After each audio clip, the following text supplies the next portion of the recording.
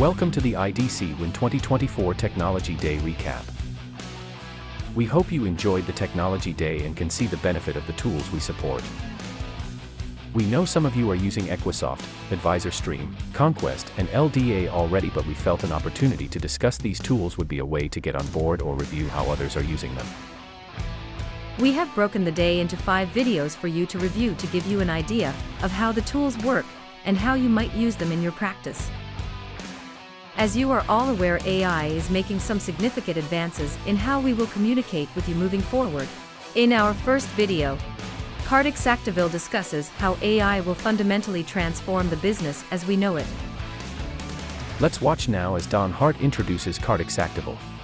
I present a few times in the last year, and he's an awesome presenter, does an awesome job, has done a ton of research, and he talks about the human industry in an AI world. So without any further ado, Kartik, I'm actually going to hand it over to you. I know you're the Vice President, Chief Information Officer, and Regional Chief Executive Officer for Asia West at LIMRA and Loma.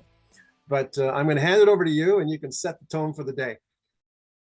All right, excellent. Well, good afternoon, everybody, or good morning if you're on the West Coast. My name is Kartik Saktiville. Thank you for having me. It's a privilege and honor to be here. I have to just say, IDC Worldsource, you do so many of these events for a wide range of constituencies.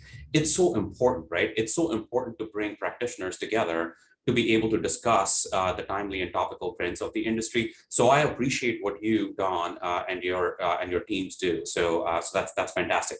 Kartik Saktiville, Vice President, Global Chief Information Officer for LIMRA and Loma. We're here today to talk about artificial intelligence, right? Albeit, I just want to orient us that artificial intelligence is not just about the technology, it is about the humans, right? We are in a human-driven industry. So with that, let's talk about how a human industry does in an AI world. So whether you're an agent or an advisor, whether you're in IT, whether you're in underwriting or sales or actuarial or distribution, I just want to orient each and every one of us to very simple facts, right? And again, being the global CIO for LIMRA and Loma, we operate in 81 countries, adding value to all carriers and agents and advisors across the ecosystem. But I think it's important for us to keep in mind, we're not manufacturing widgets, right? This industry, we're not manufacturing widgets. Insurance, life insurance is peace of mind. We are, regardless of where you are, whether you're in America, whether you're in Canada, whether you're in China, whether you're in India, you are helping financially protect the lives of your fellow citizens, right? I mean, a few statistics here from the LIMRA Barometer study from 2022, 106 million adults, right? And this is a United States perspective, lack life insurance or adequate coverage. That's unconscionable. The work that we are doing is enabling our fellow citizens to lead financially secure futures, right? And this is the work that artificial intelligence or technology writ large is going to enable for the value chain, to make it a lot more easier to get access to it, to get information, to be educated, to be able to deliver bespoke, personalized offerings for our customers. So please do know the work that you folks do is sincerely valued and invaluable.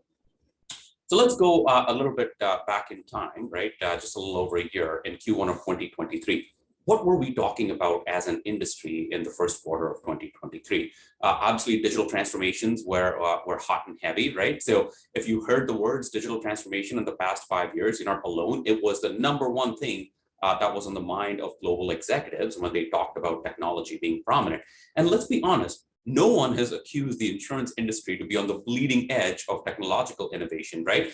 But I think we need to give ourselves a little bit of credit because we have invested at scale significant amounts of time, energy, and resources into modernization activities across our industry and bringing our industry into modern technology practices. But that was the #1 concern across the industry. #2 was customer experience, customer experience, customer experience. It's almost like we woke up one day in life and annuities and also group and works. And we're like, hey, we actually have customers, right? And obviously some of the good practices that have been germinated through property and casualty, we could derive and learn the lessons from that in terms of customer engagement, in terms of customer intimacy, and trying to understand our customers a little bit better and establish this ongoing relationship and a digital relationship with these customers. And we're talking about data. Look, folks, regardless of where in the insurance value chain you serve, let's take a step back and admit the fact that we haven't really been too kind to the data that we develop, right, across our industry.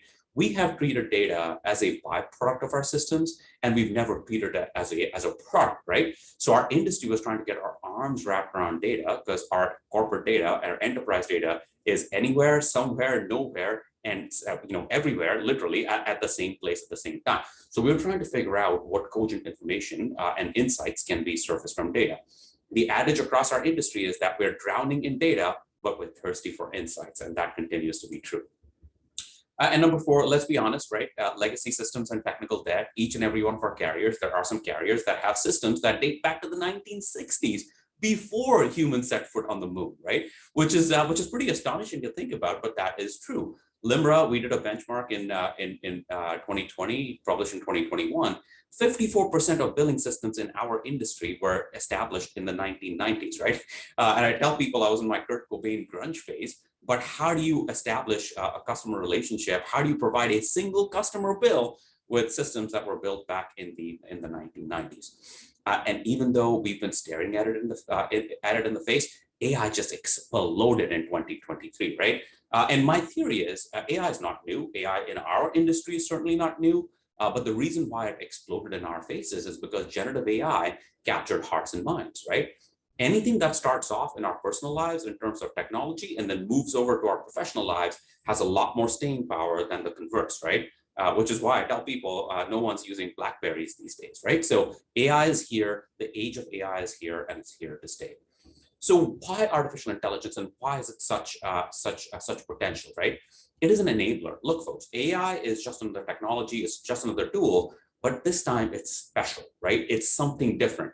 In my opinion, the age that we're entering, the age of AI, is as seminal a moment as the internet and the iPhone in 2007, and the internet late 90s, early 2000s, right? AI also has incredible potential, not just to transform our industry, but to transform us as a species and a civilization. I'll give you a very simple example. Once we're done with this, the webinars today, take a moment and look at everything that you have around you, right? All of the materials that you have around you, the clothes that I'm wearing, the mouse that I'm using as a slide progressor, all of the raw materials that went into creating everything that we see around us have always existed on this planet, right? Have always existed. It took thousands and thousands and thousands of years of human ingenuity to be able to combine these raw materials into everything that we have today, right? It took Google's DeepMind AI in 1 year to surface 2.2 million hypothetical new materials. 800 of those are in active development by another AI system. The point is, the cure to cancer is in there somewhere. The answer to unlimited renewable energy is in there somewhere. How to combat climate change, the clues are probably in there somewhere. The first antibiotic discovered on this planet in the past 60 years was discovered by AI in November of 2023. That's what I mean when I say it's got incredible transformative potential, right? And look, unlike every other technology, right? If you think about the technology adoption curve, it's been going straight up. Think about the adoption of the internet. Think about the smartphone and the iPhone revolution in 2007, right? But AI is rapidly accelerating. It took, I saw a book, Don was talking about the ChatGPT book. ChatGPT is the fastest growing application in human history, right? It's reached 1 million users in 5 days. I mean, that's remarkable. It's astonishing and it's remarkable. So that is the potential of AI. It is growing at an exponential pace. And in my opinion, we are, as a species, still scratching the tip of the surface of the iceberg when it comes to AI's transformative potential for humanity, okay? So why does AI warrant some level of special study or scrutiny? Number one, unconstrained AI, and we'll talk about this, needs to be restrained with human values, right? I cannot stress this enough. Unconstrained AI has to be predicated and on the bedrock of human values, and we'll talk about why in a few minutes. Fairness and transparency is critical. If Don builds an AI system, and if he cannot explain to me how his AI system arrived at the decision or the output that it did, there's no way I can trust in it, right? Because it's not transparent, right? AI needs to be fair, it needs to be explainable, it needs to be transparent. And look, AI is rapidly accelerating, right? Human beings will not be able to keep up with the pace of AI growth.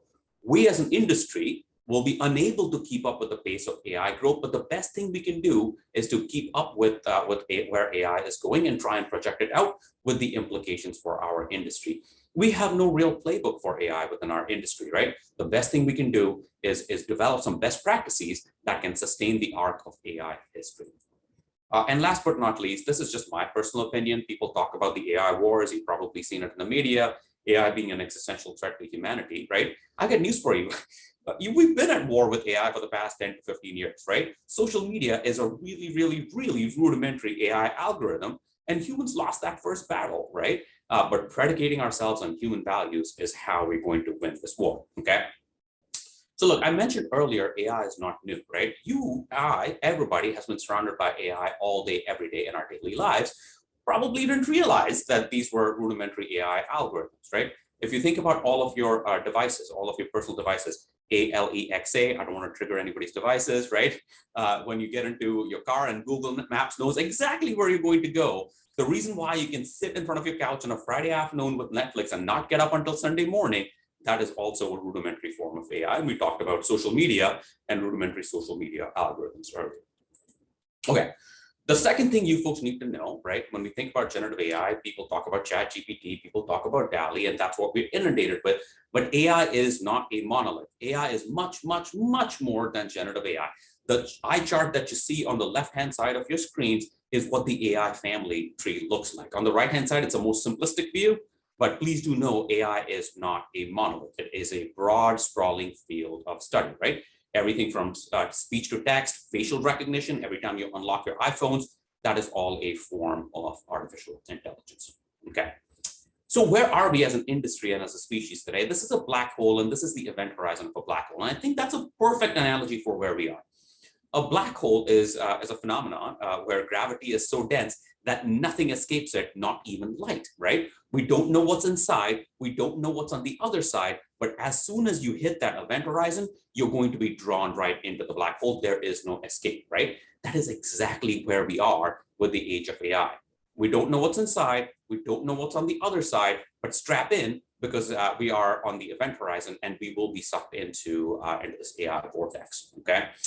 When it comes to insurance, right, using the familiar crawl, walk, run analogy, where is the industry as far as AI is concerned? This is where everybody thinks everybody else is, but this is almost where everybody is, right? We are all in the same boat. We are all trying to figure things out, right? And instead of us figuring it out individually, we are trying to figure this out together. And I'm going to talk about how in a few minutes. Okay.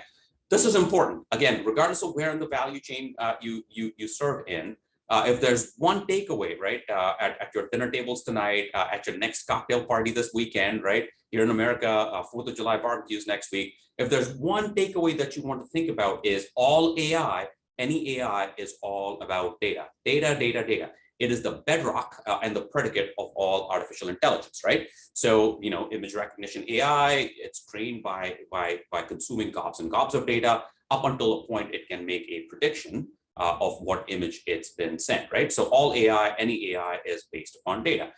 I love using images because I think they're a really good proxy for how AI has grown. Until recently, up until probably 6 months ago, AI required adult supervision, right? And this is an example. This is MIT student Rana Wang. She graduated MIT in Q1 of 2023, and she was going to go out into the workforce. And she asked an AI system, trained an AI system with her photos and said, hey, generate me a professional looking photo for LinkedIn, because this is where we all hang out, right? This is what it generated for Rana Wang in Q1 of 2023. You can see that's not Rana, right? It is a borderline offensive image of Rana Wang. So I was like, okay, this is, it's still got a way to go, right? Pretty rudimentary. This is me. This is May of 2023. Last year, that is a true image. That is me on my birthday. I took a bunch of my photos, a bunch of my LinkedIn photos, and trained an AI algorithm just to see what comes out, right? And this is what AI generated, right? This was not my audition photo for, playing James Bond, taking over for Daniel Craig, right? But you can see that's not me, right? AI still has a ways to go. It's getting there, but anybody can tell it's not me. Now I retrained that same model in the third quarter, and now we're getting closer, right?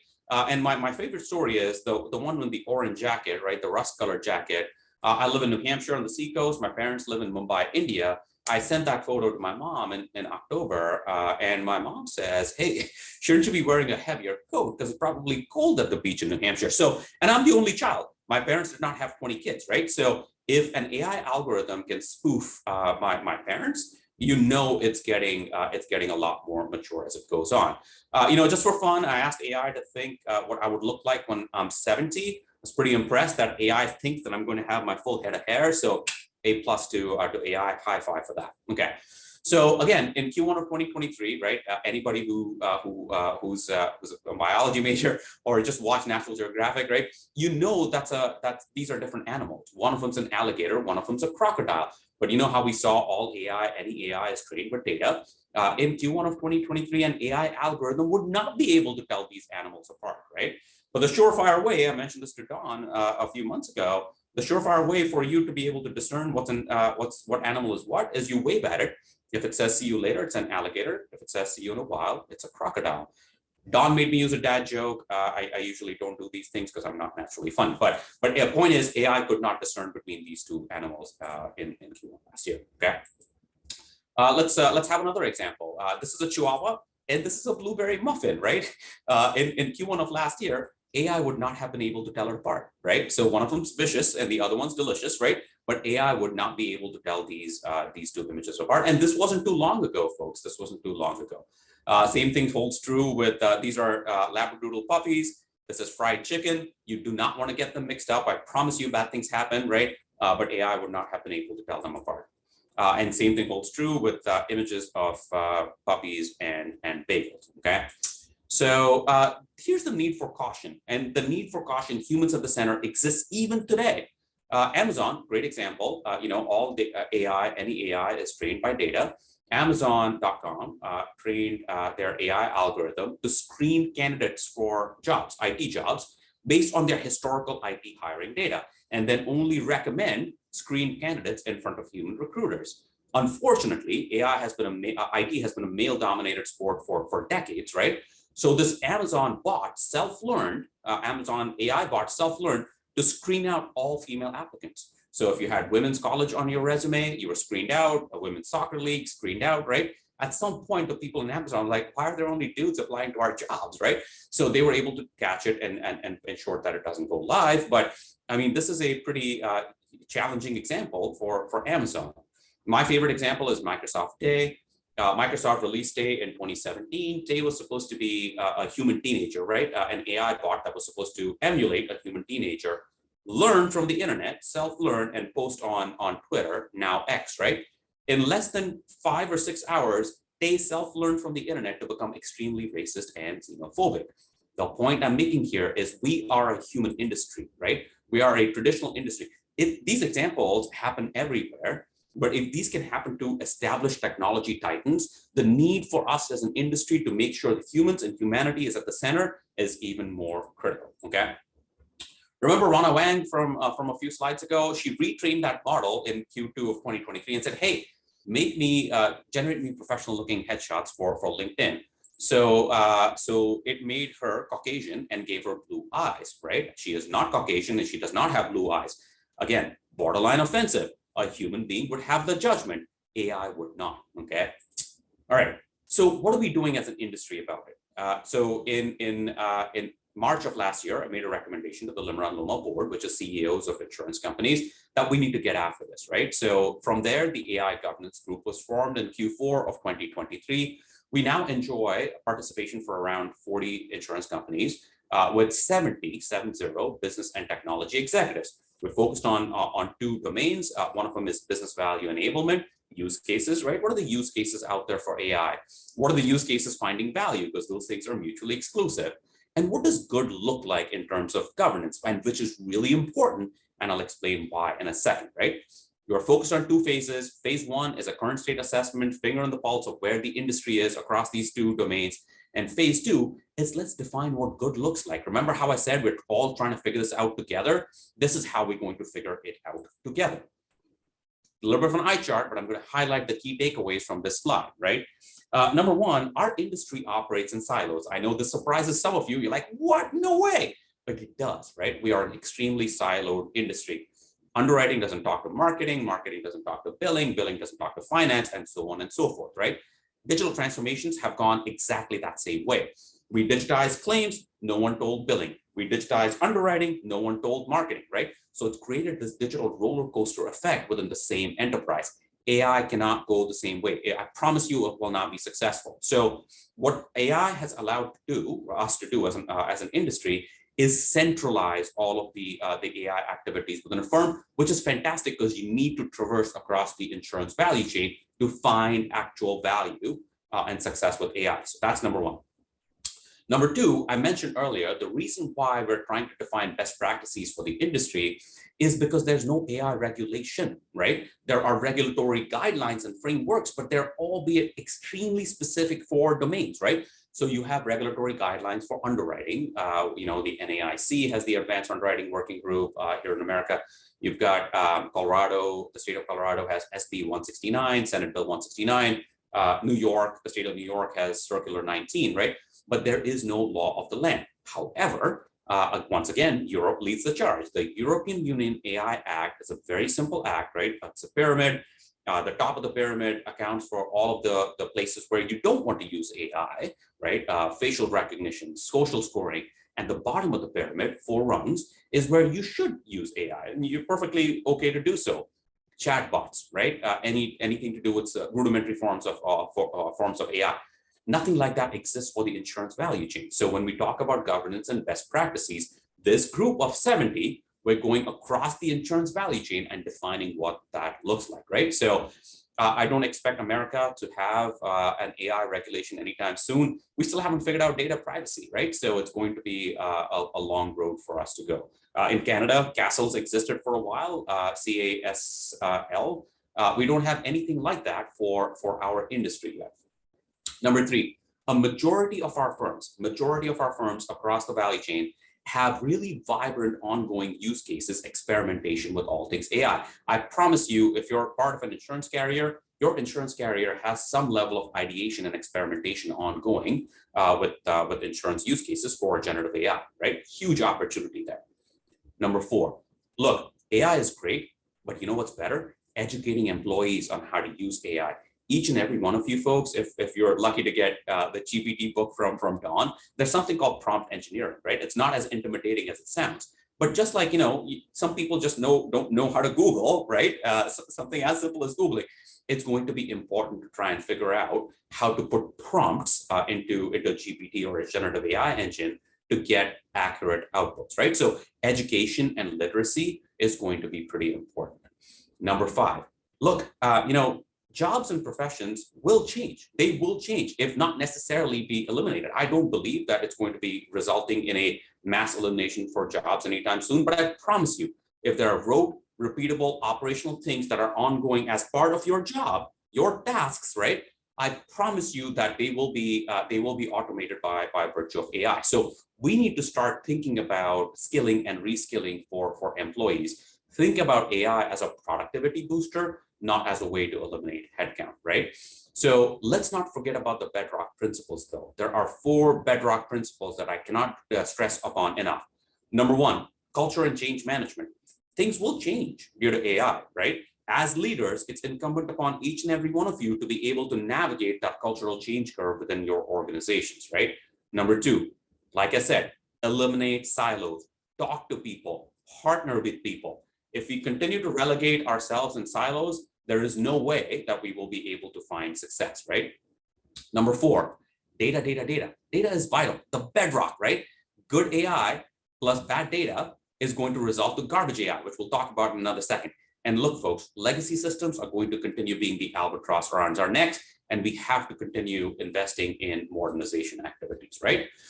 So I'm going to talk about 4 quick things in the interest of time as we round the corner, right? How can you find success with AI? Number 1, AI cannot be separate and distinct from your strategic priorities, right? We need to be able to incorporate AI as an enabler to your strategic vision and then communicate it out through the entire organization. It has to be top down. So engage your C-suite, engage your CEO, because that will be the difference maker in enabling your organization with AI. Number 2, like I mentioned, data is a business issue that's been long masquerading as an IT issue, right? Repeat after me, don't go off mute, right? Great AI plus bad data equals awful AI. I promise you, you will not be able to have good AI decisions with bad data. Okay. Number three, look, there's a bandwagon effect, right? Everybody's trying to implement AI, but bias, proxy discrimination, any of these things as an inadvertent result of AI is a black mark across the entire industry. So for all the firms out there, the work that the AI governance group does should be adopted within your organizations, and then make it your own. Customize that, right? We need guardrails around AI that are predicated on human values. Number four, in our industry, we don't do big things well. We try to do big things well, but it does not go well, right? So it's important for us to think big, absolutely have big ambitions, but it's more important for your organizations to start small.